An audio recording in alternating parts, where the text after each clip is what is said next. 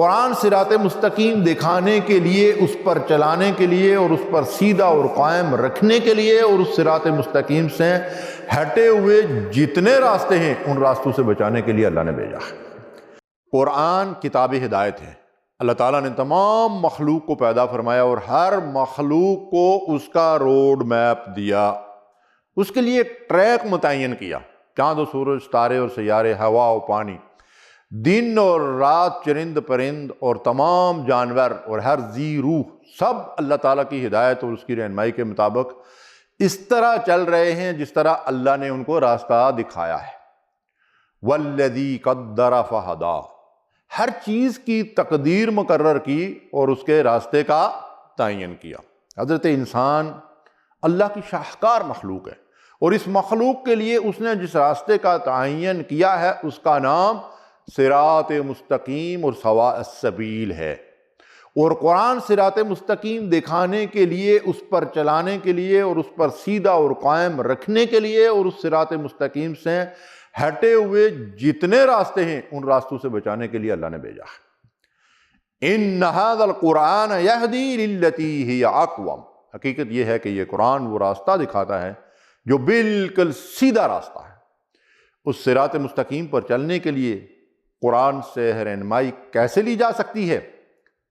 ظاہر ہے اس کو سمجھنا ضروری ہے۔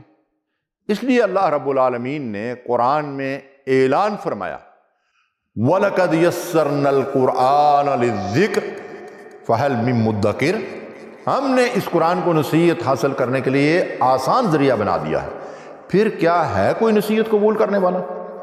اس دور میں قرآن فہمی کے لیے اتنی آسانیاں اور سہولتیں پیدا ہو گئی ہیں، اللہ کی طرف سے ہم لوگوں پر حجت پوری ہو گئی ہے۔ ہم اس کے حضور کوئی عذر پیش نہیں کر سکیں گے کہ ہم نے قرآن کو کیوں نہ سمجھا۔ اللہ کی اس کتاب کے اہل ایمان پر کچھ حقوق ہیں جن کی ادائیگی کی اگر ہمیں فکر نہ ہوگی تو قیامت کے دن ہم مجرموں کے کٹہرے میں کھڑے ہوں گے۔ پہلا حق، اس کو اللہ کی کتاب ماننا، اس پر ایمان لانا کہ یہ رب العالمین کا کلام ہے، اس نے انسانوں کی ہدایت کے لیے بھیجا ہے، اس میں کوئی شک و شبہ نہیں۔ الحمدللہ ہم سب ایمان والے ہیں۔ پہلا حق ہم نے قرآن کا ادا کر دیا، اس پر ایمان لے آئے۔ اب اہل ایمان سے قرآن کیا تقاضا کرتا ہے، کیا مطالبات کرتا ہے، کیا حق مانگتا ہے؟ اس کا پہلا حق اس کو پڑھنا۔ یہیں سے تو اس سفر کا آغاز ہوا تھا، اقرا، پڑھو۔ اس میں کوئی شک نہیں کہ اس کے پڑھنے کا بہت بڑا اجر و ثواب ہے۔ ایک حرف کے بدلے نبی صلی اللہ علیہ وسلم نے فرمایا 10 نیکیاں ملتی ہیں، لیکن ہمارا حال یہ ہے کہ ہماری 70-80% آبادی کو قرآن کا ناظرہ پڑھنا ہی نہیں آتا، جو پڑھتے ہیں وہ بھی غلط پڑھتے ہیں۔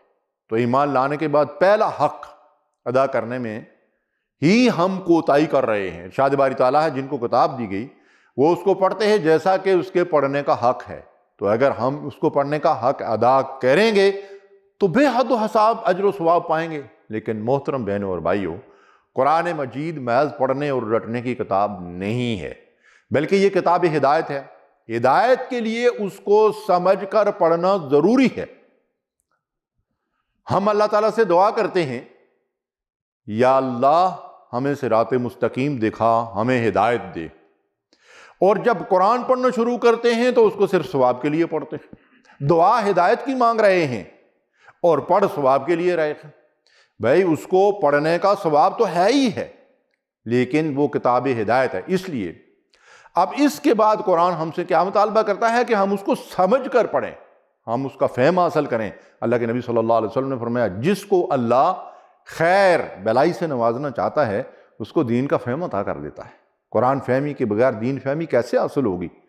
ہم سمجھتے ہیں کہ خیر تو اس کو مل گئی جو وزیر بن گیا، جو وزارت تک پہنچ گیا، وہ جس کو گرین کارڈ مل گیا، جس نے کوٹھیاں اور بنگلے بنا لیے۔ نہیں میرے بھائیوں، میری بہنوں، میرے عزیزوں، خیر سارے کا سارا اس دین کے اندر ہے، خیر اس قرآن کے اندر ہے۔ اس کو حاصل کرنے کے لیے اس کو سمجھنا ہوگا۔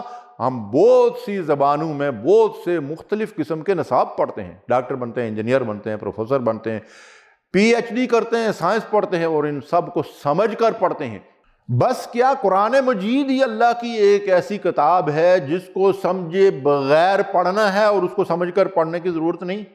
اللہ تعالیٰ بار بار ہم سے سوال کرتا ہے، تم ان آیات کے اوپر غور و فکر کیوں نہیں کرتے؟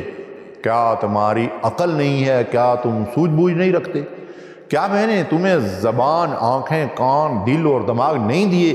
یہ سب علم کے حصول کے ذرائع ہیں، کیا ان سے صرف دنیا کے علوم حاصل کرنے ہیں، دنیا کے مفادات سمیٹنے ہیں؟ ہرگز نہیں۔ اللہ کی کتاب کو سمجھنے کے لیے اس کی آیات میں غور و تدبر کرنا ہے۔ دنیا کی ہر زبان میں قرآن کے تراجم اور تفاسیر موجود ہیں، ان کی مدد سے ہم قرآن کو سمجھنے کی کوشش کریں۔ پھر اس کا حق یہ بھی ہے کہ جو سمجھ میں آئے اس پر عمل کرتے جائیں۔ ایمان کس لیے لانا ہے؟ پڑھنا کس لیے ہے؟ سمجھنا کس لیے ہے؟ عمل کے لیے۔ قرآن کے صفحے صفحے پر آمنوا وعملوا الصالحات، ایمان کے ساتھ عمل صالح کی بات ہو رہی ہے۔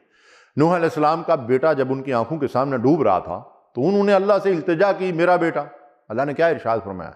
اِنَّهُ عَمَلٌ غَيْرُ صَالِحٍ، میرے پیغمبر اس کے اعمال اچھے نہیں ہیں، اس کے دامن میں عمل صالح کی پونجی نہیں ہے، اس لیے اس کو ڈوبنے دو، بے شک پیغمبر کا بیٹا ہے۔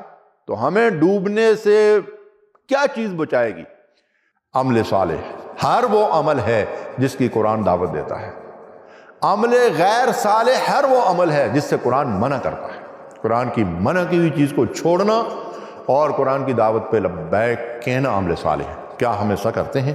اور پھر اس قرآن کا حق یہ ہے کہ یہ انفرادی اور اجتماعی زندگی کے لیے احکامات دیتا ہے۔ انفرادی زندگی میں ہم قرآن کے احکامات کے اوپر عمل کریں اور اجتماعی زندگی میں عمل کے لیے اجتماعی جد و جہد کریں، اور اس کا ایک حق یہ بھی ہے کہ ہم اس کے پیغام کو دوسروں تک پہنچائیں۔ یہ قرآن کے حقوق ہیں جن کی ادائیگی کی اگر ہمیں فکر نہیں تو پھر ہمیں قیامت کے دن مجرموں کے کٹہرے میں کھڑا ہونا پڑے گا۔ ثم لا تسألن یومئذ عن النعیم، قیامت کے دن ہم سے ایک ایک نعمت کا حساب لیا جائے گا۔ تو ناظرین، جو سب سے بڑی نعمت قرآن مجید اللہ نے ہمیں دی ہے اس کا حساب نہیں لیا جائے گا، اس کے بارے میں نہیں پوچھا جائے گا۔ اے خواب غفلت میں پڑے ہوئے مسلمانوں، خدا کے لیے قرآن کے حقوق کی ادائیگی کی فکر کرو، ورنہ آخری بات سنو، سورہ فرقان آیت نمبر 30، ترجمہ سن لیں، کسی بھی مترجم کا ترجمہ اٹھا کر پڑھ لیں۔ اللہ کی عدالت لگی ہوگی، محمد رسول اللہ صلی اللہ علیہ وسلم اللہ کی عدالت میں اپنے ان امتیوں کے خلاف مقدمہ کریں گے، دعویٰ کریں گے۔ وقال الرسول یا رب ان قوم اتخذوا هذا القرآن مہجورا، رسول کریم صلی اللہ علیہ وسلم اللہ سے شکایت کر رہے ہیں، اے میرے رب، یہ میری قوم ہے، یہ میری امت ہے، میں ان کے حوالے قرآن کی امانت کر کے آیا تھا، انہوں نے اس کو پس پشت ڈال دیا تھا، نہ پڑھتے تھے، نہ سمجھتے تھے، نہ عمل کرتے تھے، نہ اس کے حلال و حرام کو اختیار کرتے تھے، نہ اس کے حقوق کی ادائیگی کی ان کو کوئی فکر تھی۔ سوچئے اللہ کی عدالت میں ہم کیا جواب دیں گے؟ اللہ رب العالمین سے دعا ہے اللہ ہمیں قرآن کے حقوق کی ادائیگی کی فکر اور توفیق عطا فرمائے۔ وآخر دعوانا ان الحمد للہ رب العالمین، آمین یا رب العالمین۔